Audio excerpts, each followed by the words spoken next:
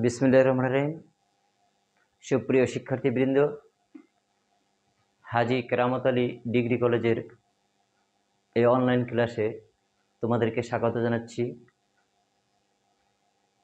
সাথে আছি আমি তোমাদের উৎপাদন ব্যবস্থাপনা ও বিপণন বিষয়ের প্রভাষক মোহাম্মদ খলিলুর রহমান। আশা করি তোমরা ভালো আছো, সুস্থ আছো এবং পড়াশোনার সাথেই আছো। তো আজকে আমি তোমাদের উৎপাদন ব্যবস্থাপনা ও বিপণন বিষয়ের